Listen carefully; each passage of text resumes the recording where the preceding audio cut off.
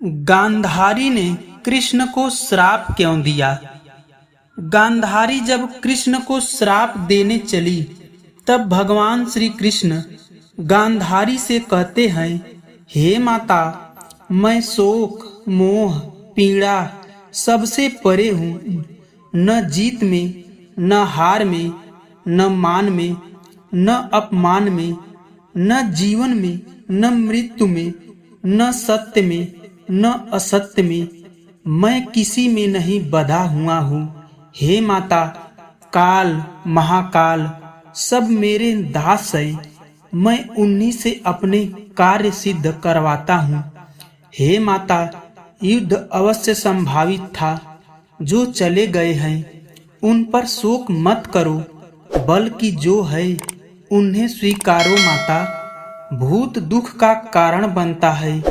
कृष्णा की बात सुनकर गांधारी विलाप करते हुए बोली, हे कृष्ण, तुम ऐसा कर रहे हो क्योंकि तुम माँ नहीं हो। कृष्ण, तुम क्या जानो एक माँ की ममता, तुम क्या जानो पुत्र सुख की पीड़ा क्या होती है। तुम कहते हो मोह त्याग दो और ज्ञान की बातें बतलाते हो, तो जाओ कभी अपनी माता देवकी से पूछना कि तुम शोक क्या होता है। पूछना देवकी से कैसा लगता था जब कंस उसके कलेजे के टुकड़े की हत्या कर देता था। पूछना जब उसका दूध उतरता था और बच्चा ना होने की वजह से जब देवकी व्यथित हो जाती थी, तब पूछना उसको कैसी पीड़ा होती थी। पूछना वासुदेव, जरूर कभी पूछना।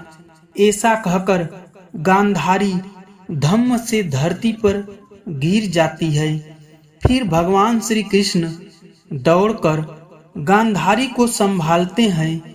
उनकी आंखों से निकल रही अश्रुधारा को पूछते हैं। गांधारी फिर रोते हुए रूंधे रूंधे कंठ से कहती है, हे कृष्ण, तुम्हारी माता ने 6 पुत्रों को खोया है, परंतु मैं अपने 100 पुत्रों को खो चुकी हूँ।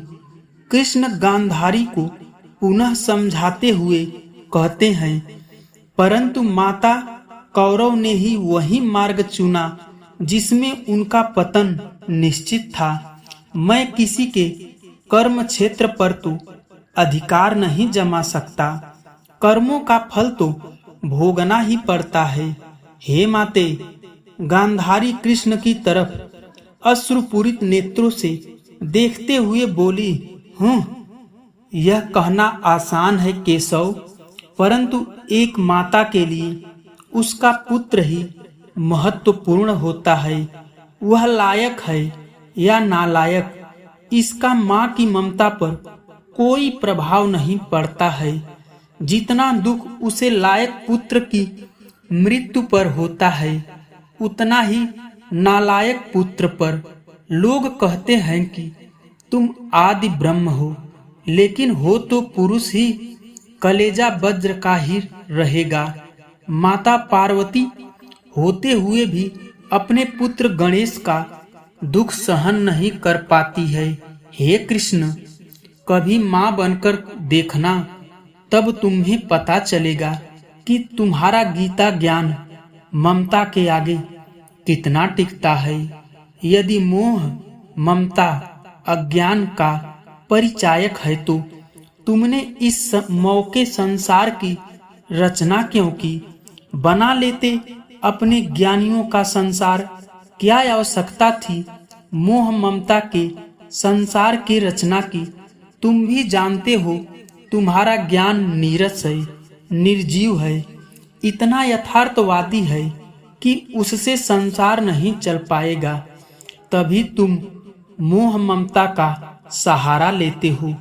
तभी वहाँ सभी पांडव आ जाते हैं, जिन्हें भगवान श्री कृष्ण इशारे से बाहर जाने का संकेत देते हैं, मगर युधिष्ठिर संकेत को नहीं समझ पाते हैं और गांधारी के पास आकर क्षमा मांगते हुए कहते हैं, हे माँ, हे बड़ी माँ, हम दोषी हैं, आपके हम अपराधी हैं, आप हो सकें तो माता हमें क्षमा कर दो। युधिष्ठिर की यह वाणी सुनकर गांधारी क्रोध में भर जाती है। उन्हें दुर्योधन की टूटी हुई जंघा, दुःशासन की छाती को चीर कर लहू पीता हुआ भीम का स्मरण होने लगता है। कृष्ण समझ चुके थे कि गांधारी अब पुत्र शोक में पांडवों को श्राप दे देगी, इसलिए भगवान श्री कृष्ण गांधारी का ध्यान पांडव की तरफ से हटाने के लिए व्यंग करते हैं। हे माता, टूटना ही था तो उस जगह को जिसने आपकी पुत्र वधू का अपमान किया था, उसकी छाती को चीरना आवश्यक था। जिसने द्रौपदी के केशों को छूने की दुष्टता की, इन सब का विनाश अत्यंत आवश्यक था। अन्यथा इनकी किए गए कृतियों को मानव अपना आदर्श बना लेता, जिससे शिष्ट समाज या अच्छा समाज की कल्पना भी नहीं की जा सकती है। हे माता, जिन पर आप शोक कर रही हो वह शोक के योग्य नहीं है, वह गलत है। भगवान श्री कृष्ण के कहे हुए वाक्य को सुनकर गांधारी क्रोध में तपने लगती है और कठोर वाणी में कहती है, हे कृष्ण, हे माधव, मैं शिव भक्तिनी गांधारी अपने पतिव्रत धर्म से एकत्रित किए गए पूरी शक्ति से तुम्हें श्राप देती हूँ। जिस तरह से कुरु वंश का विनाश हुआ है, उसी तरह से पूरे यदु वंश का विनाश हो जाए। जब गांधारी ने ऐसा कहा तो भगवान श्री कृष्ण बोले कि हे माता, यह श्राप आपने मुझे नहीं स्वयं को दिया है। आप अभी अपने 100 पुत्रों को पूर्णता सुख मनाई भी नहीं थी कि आपने एक और पुत्र को श्राप दे दिया। हे माता, क्या आप मेरा 100 देख पाएंगी? हे माते, मुझे आपका श्राप स्वीकार है, क्योंकि ना तो मेरी मृत्यु होती है और ना ही जन्म, ना ही मेरा इस शरीर से कोई प्रेम है। हे माते, आपका इस शरीर से प्रेम है और आपने श्राप देकर स्वयं को फिर से दुख सागर में डुबो दिया है। कृष्ण की यह बात सुनकर गांधारी को अपने किए पर पश्चाताप होने लगा और वह बोली, हे गोविंद, हे करुणा निधान, कुरु वंश को नहीं बचा पाए मगर यदु वंश को ही बचा लो। मैं तुमसे भिक्षा मांगती हूँ। हे माधव, अब मैं अपने और पुत्रों के 100 नहीं देखना चाहती हूँ। भगवान श्री कृष्ण गांधारी से कहते हैं, हे माते, ना मैंने कुरु वंश के कर्म पर अपना प्रभाव जमाया है और ना ही मैं यदुवंशियों के कर्म क्षेत्र पर अपना प्रभाव स्थापित किया है। यदुवंशी भी अपने कर्म का भुगतान करेंगे जैसे कुरु वंश ने किया है। हे माता, मैं किसी भी स्थिति में धर्म का त्याग कभी नहीं कर सकता। धन्यवाद दोस्तों, यह कहानी महाभारत की कथा है। यह आपको कैसी लगी हमें लाइक और कमेंट करके जरूर बताना और हमारे चैनल को सब्सक्राइब भी करना।